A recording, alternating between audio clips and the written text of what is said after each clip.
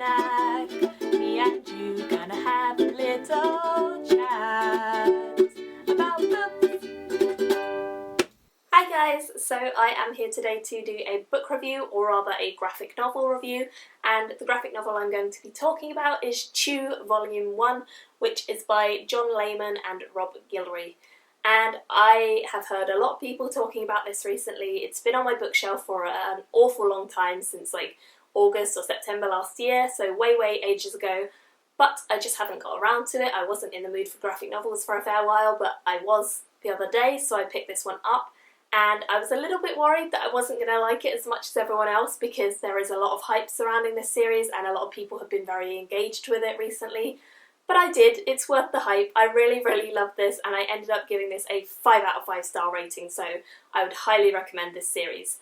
And here is why. This is the story of Tony. Tony is a chibopath, which essentially means whenever he eats something that isn't beet treats, because they seem to nullify his chibopathicness, whenever he eats something, he kind of gets this vision or this impression of what has happened to that food before he got to it. So if it's meat and someone was holding it with sweaty hands, or if someone who cut it up was a murderer or anything, he can get these strange impressions of various people and various ways that the food has been treated and the connections of humans with the food.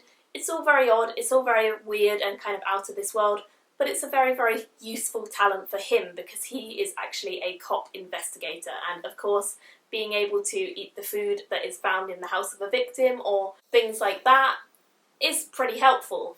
I will say this is definitely a mature graphic novel. There is a lot of swearing and there is a lot of gruesome violence and kind of cannibalism and things like that, so you probably don't want to read it if you are not into that sort of thing or don't find that enjoyable to read about. The story itself starts when a mission between him and his partner has gone kind of astray, and he is forced to use his chibopath skills to investigate further into the mystery, which leads him on to getting fired from being a cop and getting promoted to being an FDA agent, which is kind of like a secret service or something like that. Tony is then thrown into a world of utter chaos and madness with all sorts of problems. There are murderers, there are killers, and various different plots all thrown his way, and a lot of very gross food stuff is thrown his way as well, and he has to sample various disgusting things. Through it all, he's not a great fan of his chibopath skills. He doesn't really like eating anything other than beetroots because he doesn't love the way that he gets these visions.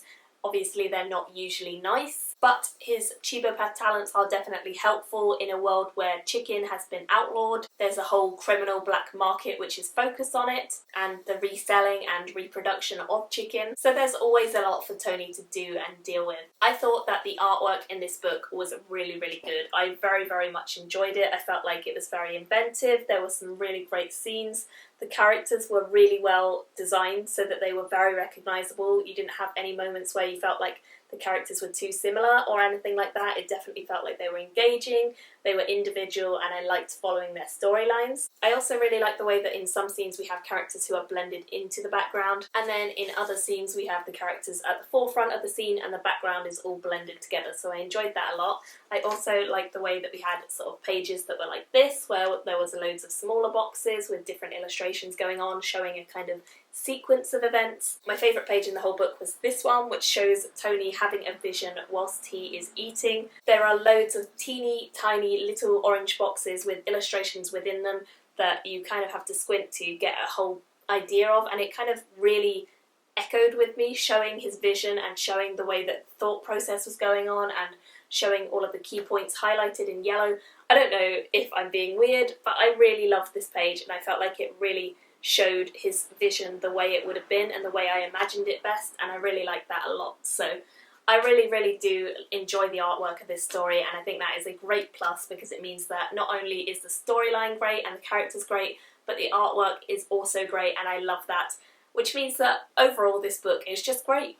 The colours within are really fun and bright. There's a lot of pops of colour, which is really nice to see. There are also some darker and sombre tones which make it more of a spooky scene or kind of show that they're in trouble. The drawing itself has a variety of different expressions for the characters which make them very likeable and make them very readable. And I also really like the way that certain things were highlighted within a scene, so you would have blocks of one colour with different pops of other colours, or a less detailed background with a more interesting forefront design, which made your eye basically travel around the whole page looking at various different things and being intrigued. The story itself was very fast, it was very fun. There are 5 chapters within this book, but obviously there's a lot more volumes out, so I will be picking them up sometime soon. And it was very inventive. I just felt like the idea of a Chibo path was really, really cool, and the whole concept of this book and this series is just very interesting to me. It's definitely different, it's definitely unique, and I wasn't sure if it was going to be good or bad unique, but it's good in my opinion, and it is gruesome. There are moments where I was a little bit disgusted with the things he was eating, but it's all part of the charm of this story, and if you can deal with that, I think it's definitely worth reading. There were a lot of moments where I found myself smiling, and I found myself enjoying it a lot, and laughing at things that were going on or being really grossed out by things that were going on. On the whole, I think it's a really successful start to the series. I will definitely be picking up more of the books in the series when I can, because graphic novels are a little bit more expensive than normal books, but I definitely do want to continue on with this one because it's very, very engaging and a lot of fun. I totally understand why everyone is raving about it, and I would agree that I am also going to be raving about it from now on. And yeah, definitely 5 out of 5 stars. Let me know if you guys have read this book, what you thought of it. Will you be continuing on with the series and stuff like that? Thank you all for watching, and I will see you all very, very soon in another video. Bye! Me and you gonna have a little chat about the